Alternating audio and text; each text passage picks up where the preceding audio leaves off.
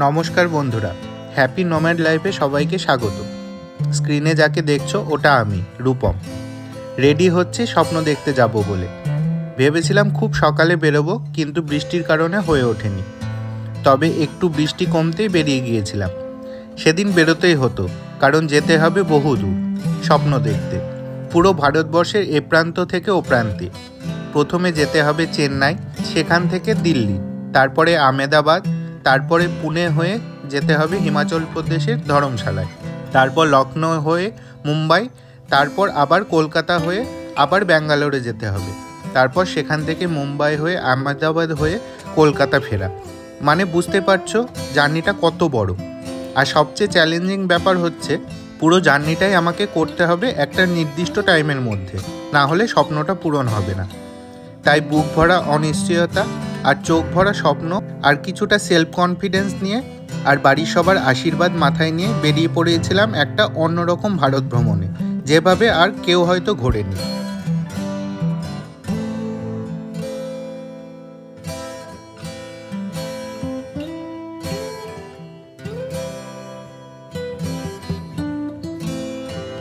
আমারও প্রথমবার বাইক নিয়ে স্টেটের বাইরে বেরোনো। কোথাকার মানুষ কেমন জানি না, সব জায়গাকার ভাষা আলাদা, খাবার দাবার আলাদা, পরিবেশ আলাদা, শহর আলাদা, চেনা পরিচিত মানুষদের থেকে অনেক দূরে। কি পরিস্থিতি আসতে পারে কিছুই জানি না, সেগুলো কি করে হ্যান্ডেল করতে হবে সেটাও জানা নেই। সময় মতো পৌঁছাতে পারবো কি না জানি না, শুধু মনে একটাই জেদ যে আমাকে করতেই হবে। এইসব ফিল করতে করতে কলকাতা থেকে দূরে চলে যেতে থাকলাম। সত্যি বলতে তখন একটু ভয় ভয় করছিল, আর তার মধ্যে বৃষ্টিটা কিসের সংকেত বুঝতে পারছিলাম না। এই ভাবতে ভাবতে এসে পৌঁছালাম খড়গপুর বাইপাসের সামনে। সোজা একটা সাইনবোর্ড দেখতে পাচ্ছি, বাঁদিকে গেলে খড়গপুর আর সোজা গেলে মুম্বাই। এবার গুগল ম্যাপে দেখেছিলাম খড়গপুর হয়ে যেতে হবে, এবার সিটির মধ্যে দিয়ে যেতে হবে না সোজা মুম্বাইয়ের রাস্তা ধরে যেতে হবে, সেটা একটু দেখে নিই গুগল ম্যাপে। গুগল ম্যাপ আমাকে দেখালো যে খড়গপুর সিটি রোডটা না ধরে আপাতত যেই পথে মুম্বাই রোড দেখাচ্ছে সেই দিকেই যেতে হবে। এই রাস্তাটা সোজা ঘুরে ওই সাইড দিয়ে খড়গপুর সিটির মধ্যে ঢুকবে হয়তো। খড়গপুর যখন পার করছিলাম তখন মনের মধ্যে একটা আলাদা রকমের ফিলিংস হচ্ছিল, কারণ আরেকটু পরেই আমাকে পশ্চিমবঙ্গ ছেড়ে উড়িষ্যায় প্রবেশ করতে হবে। ফার্স্ট টাইম বাইক নিয়ে পা রাখবো অন্য কোনো স্টেটে। ঠিক রাস্তাতে আছি। চেন্নাই 1586 হয়ে গেল কি করে, 1570 দেখিয়েছিল তখন। ভুবনেশ্বর 318 কিলোমিটার। 318 কিলোমিটার আজকে মনে হয় কমপ্লিট করতে পারবো না, কারণ একটা বেজে গেছে অলরেডি। বালাসোর 119 কিলোমিটার। আমার এই জার্নির প্রথম ডেস্টিনেশন চেন্নাই, যার দূরত্ব কলকাতা থেকে প্রায় 1600 কিলোমিটার। পৌঁছাতে হবে 3 দিনের মধ্যে। বেরিয়েছিলাম 4 অক্টোবর, পৌঁছাতে হবে 7 অক্টোবরের মধ্যে। পারবো তো? তোমাদের কি মনে হয়? জানতে হলে দেখতে হবে এই পুরো সিরিজটা। তাই সাবস্ক্রাইব করে বেল আইকন প্রেস করে দিও, আর কে কোথা থেকে দেখছো জানিও। ভালো লাগলে লাইক করো, শেয়ার করো, আর দেখতে থেকো আমার এই পুরো জার্নিটা। আর সাজেস্ট করো কমেন্টে আমার এই জার্নির নাম কি রাখা যায়। যার নামটা ইউনিক লাগবে তারটাই প্লে লিস্টের নাম হিসাবে দেব। জার্নির শুরুতে শুধু বাইক চালিয়ে গেছি একটানা। তারপর পশ্চিমবঙ্গ পার করে একটা চায়ের দোকানে দাঁড়াই। তখন দুপুর প্রায় 3টে। কিছু যে খেতে হবে সেসব মাথা থেকে আউট হয়ে গেছিল।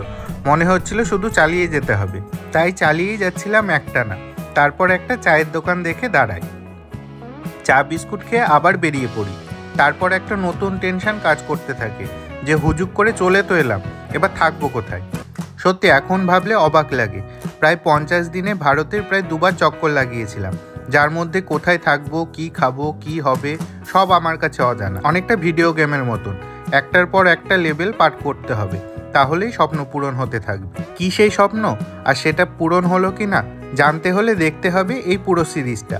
এই সিরিজের আজকে প্রথম দিন। এখন 4:15 বাজে, তো এখনো 1 ঘন্টা 15 মিনিট মতো চালাবো। তো গুগল ম্যাপে দেখলাম নেক্সট সিটি বলতে আছে ভদ্রাক। তো ভদ্রাক এখান থেকে 55 কিলোমিটার দেখাচ্ছে, আর টাইম দেখাচ্ছে 1 ঘন্টা 8 মিনিট মতন। ভুবনেশ্বর এখনো 136 কিলোমিটার। চেন্নাই 1405 কিলোমিটার। আজকে মোটামুটি ভদ্রাক অবধি পৌঁছাবো, দিয়ে ভদ্রাকে আজকে স্টে করব। তেল ভরাতে হবে বাইকে, তো এখন যেহেতু উড়িষ্যাতে ঢুকে গেছি, দেখি উড়িষ্যার পেট্রোলের রেট কি আছে। লাস্ট ভরিয়েছিলাম ওয়েস্ট বেঙ্গলে থাকতে, ওখানে তো পেট্রোলের রেট 106 টাকা করে। তো দেখি উড়িষ্যাতে রেট কত, ওখান থেকে কম না বেশি। 103 টাকা করি, রেট কম ওখান থেকে। 103 টাকা, যেহেতু একটু বেশি করে ভরি 5 লিটার মতো। 503 বাজে 15 500।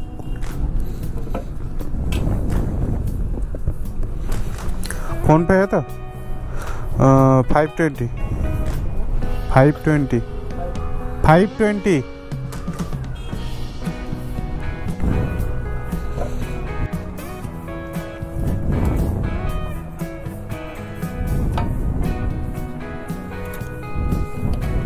প্রথম দিনের প্রথম সন্ধ্যায় এসে পৌঁছালাম উড়িষ্যার ভদ্রাকে।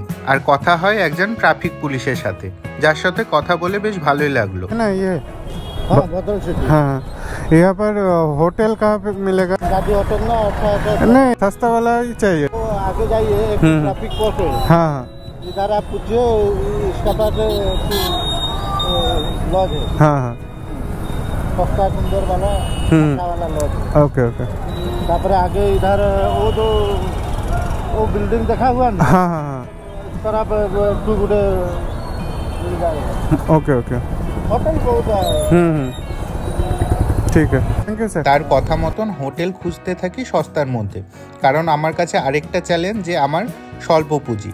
স্বল্প পুঁজির বড় স্বপ্ন, তাই একটু মেপে বুঝে চলতে হবে। रहने के लिए रूम होगा? हाँ, উপরে বুঝুনগো না পুছনগো কি বলতো, এই একটাই সমস্যা হবে ভাষা নিয়ে। তাও এখানে উপরে বুঝুনগো বললো, বুঝতে পারলাম যে উপরে যেতে বলছে। চেন্নাই গিয়ে ওরা লিল্লে মিল্লে কিল্লে বলবে, বুঝতে পারবো না। অনেক খুঁজে দামাদামি করে একটা সস্তার মধ্যে হোটেল পাই, আর খাওয়া দাওয়া সেরে নিই। অনেক খোঁজার পরে একটা হোটেল পেয়েছি, 700 টাকা নিয়েছে। তো তারপরে এখন কিছু খেতে হবে, সারাদিন খাওয়া হয়নি কিছু। তো জিজ্ঞাসা করলাম এখানে খাবার কোথায় পাওয়া যায়, তো বললো যে যশোর একটা হোটেল আছে, ওখানে আচ্ছা এগুলো সবই পাওয়া যাবে। তো এখানে যা লেখাগুলো তো কিছুই পড়তে পারছি না, দেখাচ্ছি তোমাদের।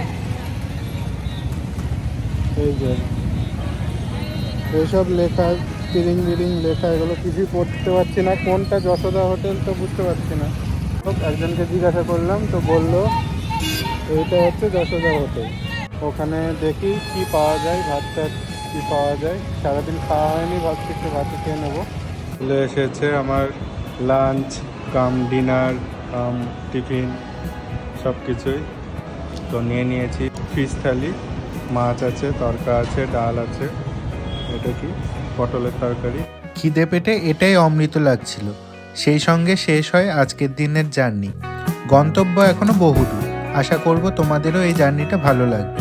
সঙ্গে থেকো, আবার দেখা হবে দ্বিতীয় পর্বে। ততক্ষণের জন্য সবাই ভালো থাকবে। টাটা।